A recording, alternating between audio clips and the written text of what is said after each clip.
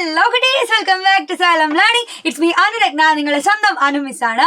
Okay, അപ്പൊ നമ്മൾ ആദ്യത്തെ ചാപ്റ്റർ അല്ലെ, ലൈൻസ് ആൻഡ് സർക്കിൾ എന്നുള്ള ചാപ്റ്റർ നല്ല അടിപൊളിയായിട്ട് എന്റെ കുട്ടികൾ പഠിച്ചിട്ടുണ്ടാവും. വളരെ സിമ്പിൾ ആയിട്ടുള്ള ചാപ്റ്റർ ആയിരുന്നു.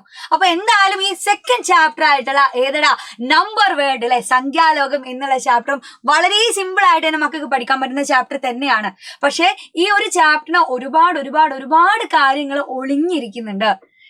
ഈ ചാപ്റ്ററിന്റെ ലാസ്റ്റ് സെക്ഷനിലേക്ക് എന്റെ കുട്ടികൾക്ക് ഒരുപാട് പ്രോബ്ലംസ് ചെയ്യാനുണ്ടാവും. കുറച്ചൊക്കെ വളഞ്ഞു തിരിഞ്ഞൊക്കെയുള്ള ചോദ്യങ്ങളായിരിക്കും. പക്ഷെ അതിലേക്കൊക്കെ എത്തുന്നതിന് മുൻപേ ഈ ചാപ്റ്റർ എന്താണ് ഉദ്ദേശിക്കുന്നത് അല്ലെ, സംഖ്യകളെ കുറിച്ചുള്ള കാര്യങ്ങളൊക്കെ നമുക്ക് ഇന്നൊന്ന് പഠിച്ചു നോക്കണ്ടേ.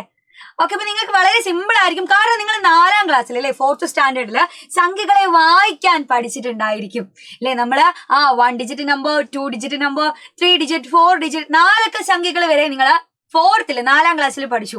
അങ്ങനെയാണെങ്കിൽ അത് കഴിഞ്ഞാലും സംഖ്യകളുണ്ട് അല്ലെ. 5 ഡിജിറ്റ് വന്നാൽ, അതേപോലെ 6 ഡിജിറ്റ് വന്നാൽ, അപ്പൊ ഇതേപോലെ നമ്മൾ 10, 100, 1000, 10000 എന്നൊക്കെ പറഞ്ഞു പോകുമ്പോ ഓരോ നമ്പേഴ്സിലും 0 കൂടി വരികയാണ് അല്ലെ. അങ്ങനെ 0 കൂടി വരുന്നതിനനുസരിച്ച് സംഖ്യകൾ എന്താവുക, വലുതായി വരുവാണ്. അപ്പൊ അതൊക്കെ എന്റെ മക്കൾക്ക് വായിക്കാൻ അറിയോ?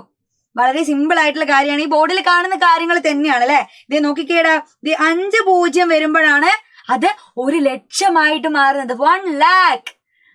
അതൊക്കെ നമ്മൾ അറിയണം. ഇനി അടുത്തത് നോക്കിക്കേ, 1 ലക്ഷം കഴിഞ്ഞാൽ എന്താണ്? 10 lakh ആണ്. 10 ലക്ഷം. അവിടെ 6 0 ഉണ്ടാവും. അത് കഴിഞ്ഞാലാണ് എന്ത് വരുള്ളൂ? ക്രോർ അല്ലെ. അതാണ് 1 കോടി. അപ്പൊ കോടിക്ക് എത്ര 0 ഉണ്ട്? എണ്ണി നോക്കിക്കേ. ഞാനൊന്ന് സൂം ചെയ്ത് തരാം. 1, 2, 3, 4, 5, 6, 7 പൂജ്യങ്ങളാണ് 1 കോടിയിൽ ഉണ്ടാവുക. അത് കഴിഞ്ഞാൽ എത്ര വരൂടാ? 10 കോടി വരും. അപ്പൊ ഇങ്ങനെയൊക്കെയാണ് സംഖ്യകൾ പൊക്കോണ്ടിരിക്കുന്നത്. അപ്പൊ എന്തായാലും ഇത് വലിയ സംഖ്യകളൊക്കെ തന്നാൽ എന്റെ കുട്ടികൾക്ക് വായിക്കാൻ പറ്റുമോ നോക്കണ്ടേ. വളരെ സിമ്പിൾ ആയിട്ട് ഇത് വായിക്കാൻ പറ്റുന്ന ഒരു രീതിയൊക്കെ ഉണ്ട്. അത് മിസ് പറഞ്ഞുതരാം. അപ്പൊ ആദ്യത്തെ ഒരു രീതി മിസ് പറഞ്ഞുതരാം. ബാക്കി എല്ലാം എന്റെ മക്കളെ തന്നെ എന്ത് ചെയ്യാ, ഒന്ന് പറഞ്ഞു നോക്കാം. ഓക്കെ, അപ്പൊ എന്തായാലും എന്റെ കയ്യിലൊരു വലിയ നമ്പർ ഉണ്ട്. ബോർഡിൽ കാണുന്നുണ്ടാവില്ലേ? നമ്പർ ഏതാണ്? 1 2 3 4 5 ഡിജിറ്റ് നമ്പർ ആണല്ലേ കാണുന്നേ. അപ്പൊ നമുക്ക് എന്ത് ചെയ്യാം, അതിന് ഓരോന്നിനെയും താഴെയുള്ള കളികളിലേക്ക് മാറ്റി കൊടുക്കാം. ഈ താഴെയുള്ള കളികളിൽ എന്തിനു വേണ്ടിയിട്ടാ മാറ്റുന്നേ? നമുക്ക് ആ ഒരു നമ്പറിനെ കൃത്യമായിട്ട് വായിക്കാൻ, സിമ്പിൾ ആയിട്ട് വായിക്കാൻ വേണ്ടിയിട്ടാ. അപ്പൊ നോക്കിക്കേ, ഈ 9 എന്ന് പറഞ്ഞാൽ അത് 1ന്റെ സ്ഥാനത്താണല്ലേ, ഒറ്റയുടെ സ്ഥാനത്താണ്. ഇതോ 10ന്റെ സ്ഥാനത്താണ്, 10ന്റെ സ്ഥാനം.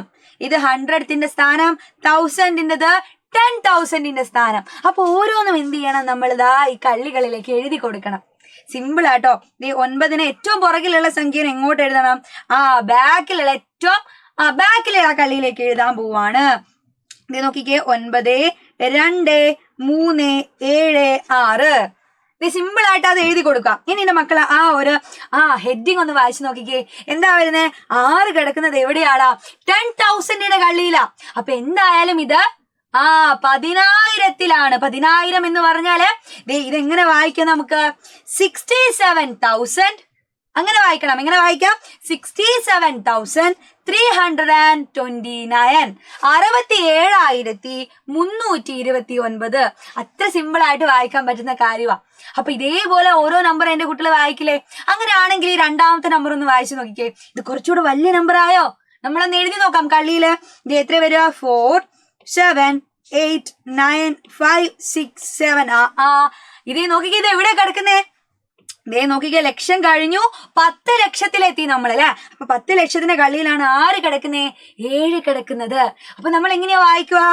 നോക്കിക്കേ, 76,59,874. വളരെ സിമ്പിൾ ആയിട്ട് വായിക്കാം. എങ്ങനെയാണെന്നൂടെ പറഞ്ഞേ. 76,59,874. അങ്ങനെ കൂട്ടി എന്റെ മക്കൾ എന്ത് ചെയ്യണം? വായിക്കണം. അപ്പൊ ഒരു പ്രോബ്ലമോടെ മിസ് എന്ത് ചെയ്യാം, ചെയ്തു തരാം. എന്റെ മക്കൾ എന്ത് ചെയ്യണം? അടുത്തൊരു പ്രോബ്ലം മിസ് മക്കൾക്ക് വേണ്ടി തരാം. അതെന്ത് ചെയ്യാ, നമ്മളെ കമന്റ് ബോക്സിൽ വന്നിട്ട് പറയണം. ഓക്കെ, അപ്പൊ ഇതെന്തായാലും ഒന്ന് എഴുതി നോക്കിക്കേ. എന്തായിരിക്കും വരിക? 0 3 4 5 0 7 9. നോക്കിക്കേ, അവിടെ ഒരു 0 വന്ന് കിടപ്പുണ്ട്. അവിടെ ഇടയിൽ അവിടെ ഒരു 0 ഉണ്ട്. അപ്പൊ അതെങ്ങനെ വായിക്കാം? സിമ്പിൾ ആണോ? എങ്ങനെ വായിക്കാം? ഇവിടെ നമുക്ക് നോക്കിക്കേ, 10 lakhന്റെ അടുത്താണ് 9 കിടക്കുന്നത്. അപ്പൊ ഇങ്ങനെ വായിക്കണം, 97 lakh. ഇത് വരുമോ? ഇല്ല. 5,000 അല്ലെ, 5,430. വളരെ സിമ്പിളാ വായിക്കാൻ. ഇതേ ഒന്നും കൂടെ നോക്കിക്കേ, 97,50,430. സിമ്പിൾ അല്ലേ? അപ്പൊ അതുപോലെ എന്റെ മക്കൾ എന്ത് ചെയ്യുക, അത് ഈ ബോർഡിൽ കാണുന്ന പ്രോബ്ലം ഒന്ന് ചെയ്ത് നോക്കുക. എന്നിട്ട് എന്റെ മക്കൾക്ക് ഏത് രീതിയിലാണോ അത് വായിക്കാൻ പറ്റുന്നത് അത് വേർഡ്സിൽ തന്നെ നമ്മൾ എന്ത് ചെയ്യുക, കമന്റ് ബോക്സിൽ വന്ന് പറയാം. അപ്പൊ ഇത്ര സിമ്പിൾ ആയിട്ട് തുടങ്ങുന്ന ഒരു ചാപ്റ്റർ ആണ് നമ്മുടെ സെക്കൻഡ് ചാപ്റ്റർ എന്ന് പറഞ്ഞാൽ.